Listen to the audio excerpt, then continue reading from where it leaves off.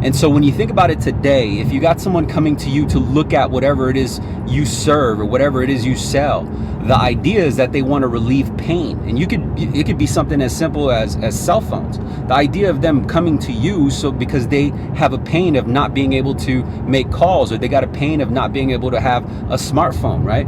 In my case, since I sell financial products or services, their pain is they need to create cash flow, breathing room, because it's painful being strapped, being check to check.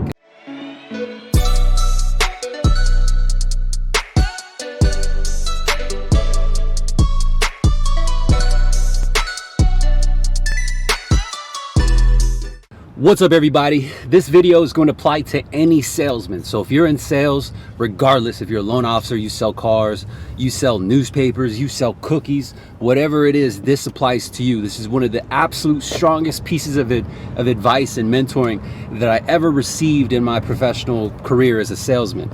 And this came from a mentor back when I was in my early 20s, so damn near over, close to 20 years ago. And it happened at a time where I was actually selling timeshares. I was actually booking appointments for timeshares.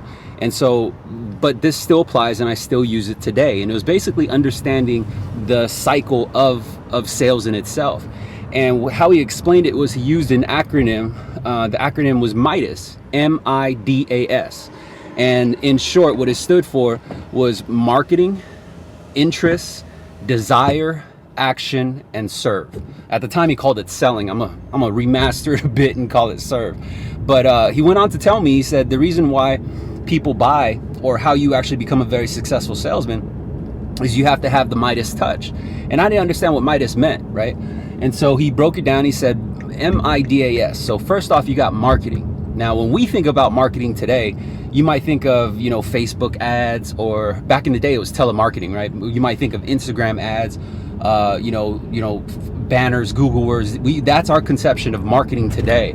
Well, back then it was telemarketing. And he went on to say, he said, with the idea of marketing is just to get the attention. That's it. So marketing is not sales. And this is actually where I learned that marketing, selling, and closing were three different things. And it was very, very, very important that I learned that, because otherwise I would have thought it was all the same thing. So he went on to say, he said, the idea within marketing is that you have to be good at grabbing attention. That's the whole thesis of marketing, right? And that's why successful marketers are able to grab your attention. Now, the second word in that acronym is interest. He said the idea of marketing is get the attention and then get the interest. And the whole idea of getting the interest is so that you can generate confidence, right? So interest was to get confidence in your message that it applies to them.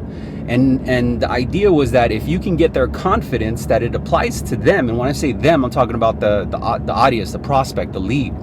If they have confidence that whatever your message is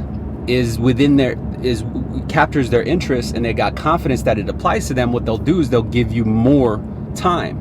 Time is very valuable. Time is something that we all cherish and we all try and protect. And that's why a lot of the prospects that we deal with, each one of them are in a rush, aren't they? Every single one of them, they don't want to waste their time. And so we're all moving fast. And he said the idea of getting their confidence is so that they can give you more of their attention, more of their time. Now, the third letter in Midas, M-I-D, right? Marketing, interest, and then D, desire. The idea of figuring out what they desire is because you need to figure out what their pain is. And this blew me away, right? I didn't understand how sales had to do anything with pain. I thought sales was just saying, hey, look at me, I'm better than this other company, buy from me, buy from me. But then he broke it down. He said that's not the idea. The idea is to figure out what they truly desire, and behind that desire is pain. And so when you think about it today, if you got someone coming to you to look at whatever it is you serve or whatever it is you sell, the idea is that they want to relieve pain. And it could be something as simple as cell phones. The idea of them coming to you because they have a pain of not being able to make calls, or they got a pain of not being able to have a smartphone, right?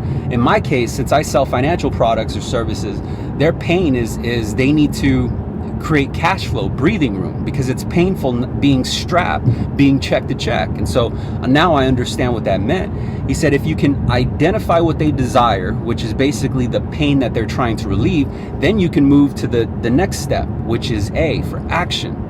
And it's okay, so marketing, interest, desire, and action. Because if you identify what their pain is, then you can influence action. Because when you identify their pain, you're able to kind of get that confidence, right? Mixture with that confidence, and then let them know that you have that Band-Aid. You have a way to relieve their pain. And so now you got them emotionally invested, and now they, you know, whenever you look at a buying decision, behind it is really more or less emotion rather than logic. So that's why I'm a firm believer today that it's not your price, it's not your rate, it's not your fees. You have a misconception of that because you're thinking with your consumer mind. You're thinking of the idea of there are competitors out there who got a lower cost or lower fee than you. And that's just our misconception. That's an illusion that we have as salesmen. But really, what we will do to alleviate pain, you'd be amazed. Think about yourself, what you do to alleviate pain or to avoid pain.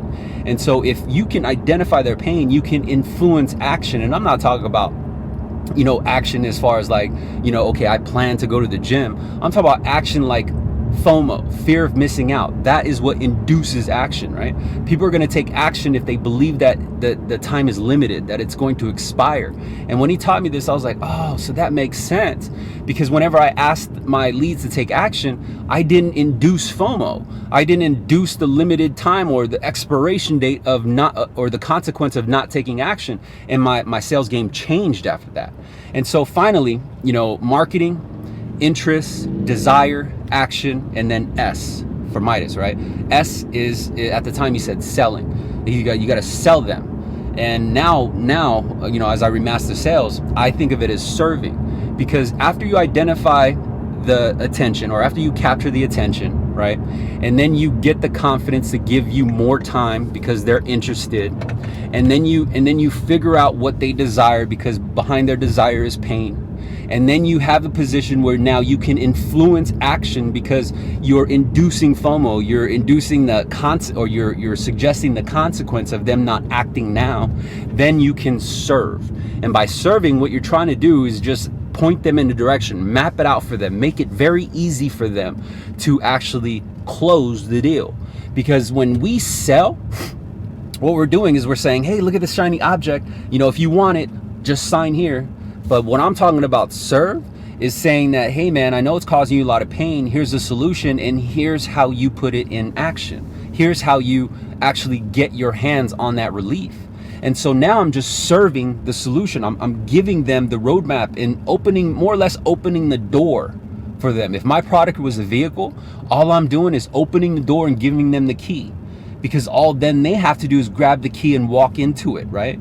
They're not thinking like, oh, but I don't know if the seats are going to be comfortable, i.e., I don't know if your fees are right. You know what I mean? I don't know if this is a stick or automatic. There's a lot of questions because, you know, the reason why a lot of your prospects or your leads are not buying from you right now is because there are unanswered questions. And when you really break down your current origination cycle, or however you're trying to get your sales, what you'll find is that there are a lot of questions that you just simply didn't answer. And if you could figure out how to answer those questions, which primarily has to do with their desire and pain, then you're going to be able to not only serve them the way to actually take action, but you'll make it very easy for them. You see, a lot of us don't like to think much, right? Here's the thing though, is that when you make it easy to buy, they don't believe they're buying it.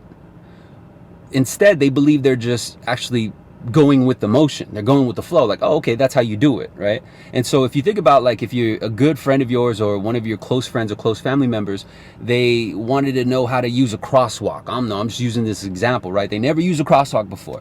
And all you have to do is you make it very simple. The way you talk to them, oh yeah, watch here, let me show you. Here, what you do is you push this button and then you wait for the symbol to come on that it's okay for you to walk, right? It's very simple. But a lot of times we don't want to think about it. And so we don't want to put too much effort and say, wait, I got to push the button. How do I know what symbol, what color it is? They put too much thought into it, right? And that's why it's important that you actually kind of map it out for them and you make it seem very easy and instant, because we are wired to want instantaneous results. And this is why a lot of your clients or a lot of your prospects are bouncing on you after you sell them, and they're in the process of and they go shop with the other competitor, they go shop with the lender, you give them a pre-approval and they're ghosting you, is because they want that instantaneous update. They always want to be kind of kept in motion, and we're wired this way by things we order online. So if you think about when you order things on Amazon or you order things online, you're constantly updated, right, on its progress of coming to you. Like, we almost expect it. We feel that we're entitled to it because we kind of gave our money, even though technically they may not have given you money right up front. They want to know that it's in motion. And so the next time you order something, pay attention, right? Like, you're tracking that shit. Like, you want to know, has it left New Jersey yet? Is it en route, right? Like, oh, my sweater is in like Texas. It should be here in 3 days. And so we as consumers, we want to know that it's in action, but in order or in motion to come to you.